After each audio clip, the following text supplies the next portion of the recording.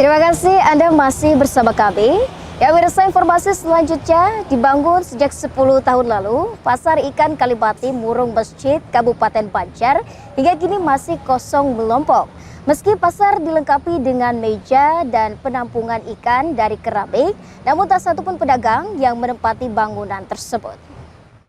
Beginilah kondisi Pasar Ikan Kalimati, berlokasi di Jalan Sukaramai Murung Mesjid, yang dibiarkan mangkrak tanpa ada aktivitas di dalamnya. Para pedagang lebih memilih berjualan di luar bangunan, yakni menempati bahu jalan, atau di sisi pagar Masjid Al-Karomah Martapura.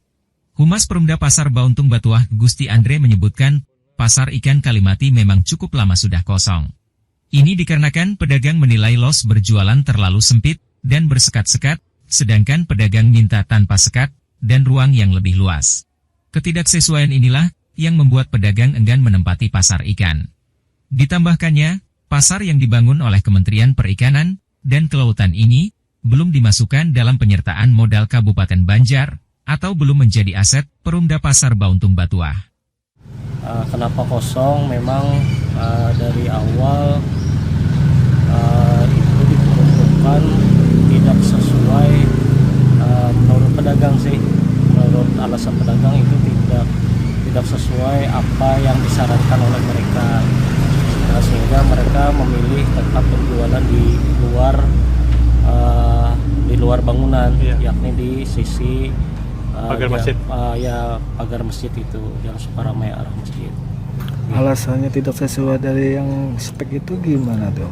Alasan yang tidak sesuai dengan spek itu, yang jelas tempatnya sempit kata mereka dan bersekat-sekat kan. Memang dari awal mereka ingin los saja, los tanpa ada sekat tersebut. Nah, memang dari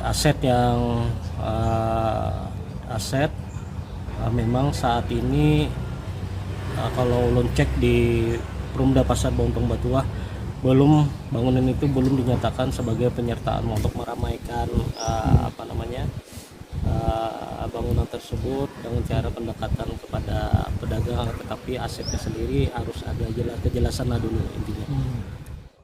Diketahui, sejak dibangun pada tahun 2012 silam, Pasar Ikan Kalimati memiliki 36 los, sebelumnya pernah ditempati oleh sejumlah pedagang namun tidak bertahan lama. Ahmad Ramadhani, Banjar TV.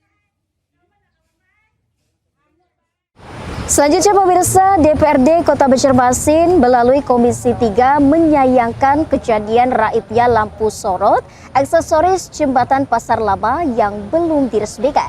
Pihaknya menyatakan harusnya dinas terkait lakukan kajian mendalam terlebih dahulu.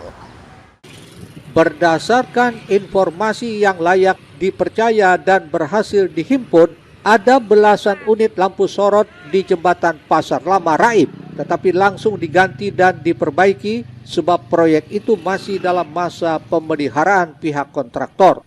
Lampu sorot itu menjadi bagian penting dari pertunjukan air mancur menari di jembatan Pasar Lama, Banjarmasin.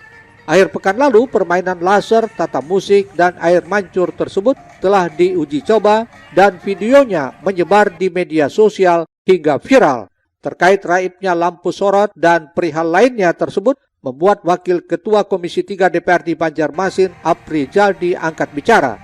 Pihaknya sangat menyayangkan kejadian tersebut karena menurutnya Pemko melalui dinas terkait seharusnya sudah memikirkan hal itu, dalam artian harus melakukan kajian sebelum melaksanakan usulan program proyek tersebut.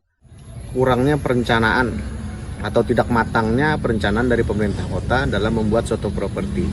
Harusnya dengan anggaran 11 miliar, kurang lebih 11 miliar, pemerintah sudah harus mempersiapkan safety-nya seperti apa agar semua properti yang kita beli itu terjaga dan aman. Ini kan suatu bentuk bahwa setelah kejadian baru kita ribut mau mengamankan ini itu. Nah, jadi kalau menurut saya ini suatu pelajaran yang sangat berharga dari pemerintah kepada pemerintah kota bahwa dalam membuat sesuatu itu harus direncanakan secara matang, baik dalam hal pembuatannya ataupun juga mengamankan aset-aset kita yang ada di lapangan.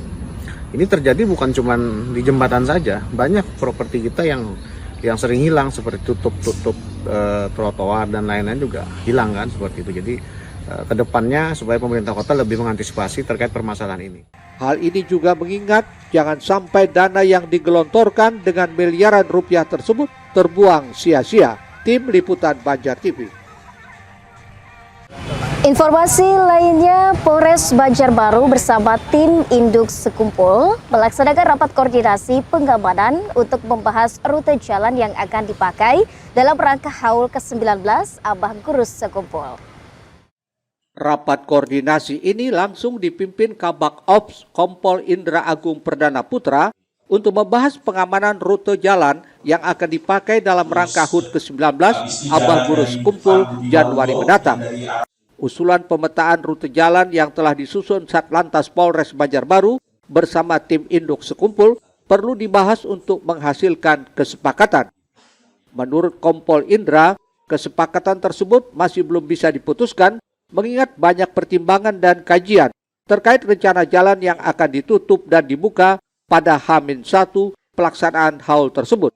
700 yang rencananya akan terus naik, namun digabungkan dengan Martapura sudah 20.000.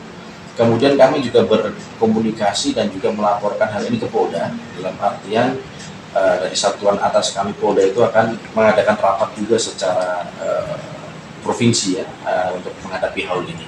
Jadi baik sarana prasarana, personil, anggota, kesiapan, semua media sudah kami susun untuk persiapan menghadapi haul ini. Indra menambahkan di wilayah hukum Kota Banjarbaru sedikitnya terdapat 109 posko dengan jumlah petugas mencapai 5.700 orang relawan. Jumlah ini tidak menutup kemungkinan akan adanya tambahan, bahkan akan lebih banyak dari tahun sebelumnya. Rakor juga sempat membahas rencana lokasi kantong parkir bagi jamaah yang akan menghadiri haul ke-19 Abah Gurus Sekumpul di Martapura. Sarpani melaporkan untuk Banjar TV. Selanjutnya pemirsa, mewaspadai potensi banjir di musim penghujan ini, mahasiswa UIN Antasari dan Satgas Kebersihan Pasukan Turbo membersihkan Sungai Veteran.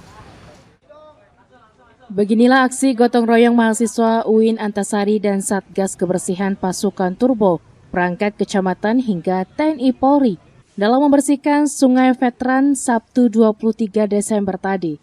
Aksi ini mendapat apresiasi dari Wali Kota Banjarmasin Ibnu Sina yang turut membantu gotong royong ini. Ibnu menjelaskan kegiatan itu dalam rangka menyikapi ancaman musim hujan yang membawa debit air tinggi. Oleh sebab itu, upaya membersihkan sungai menjadi langkah proaktif guna mencegah saluran air tersumbat yang berpotensi menyebabkan genangan air dan bahkan banjir di kawasan Banjarmasin. Jadi terima kasih banyak bantuan semua pihak dan menghimbau kepada masyarakat, ayo kita bersih-bersih saluran sungai dan pastikan tidak ada yang buntu karena ini sudah mulai musim hujan. Pastikan tidak ada saluran yang tersumbat supaya Banjarmasin tidak calap atau kebanjiran. Ya, terima kasih. Ibnu juga menegaskan pentingnya peran individu dalam menjaga kebersihan lingkungan dengan melakukan tindakan pembersihan secara mandiri tanpa harus menunggu kerja bakti atau gotong royong.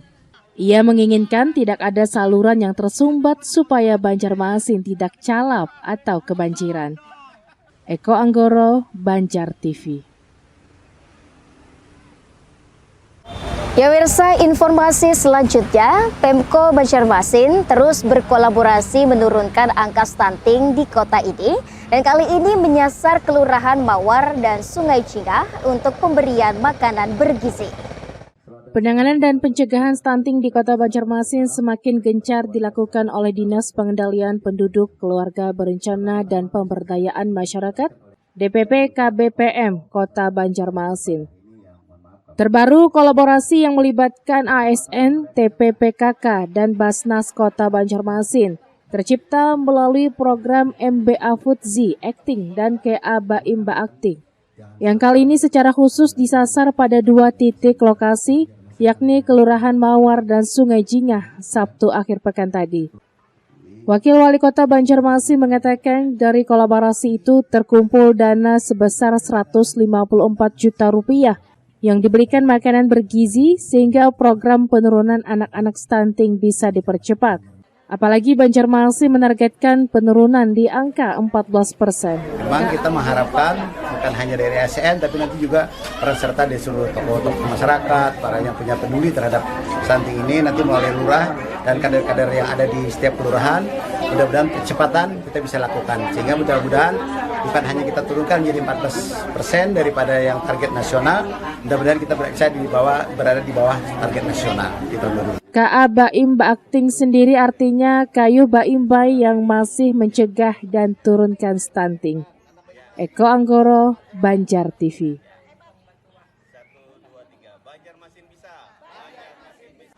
Pemirsa, usai jeda berikut ini akan kami hadirkan Bank Kalsel bedah rumah warga di kawasan Belitung. Informasi selengkapnya usai pariwara berikut ini.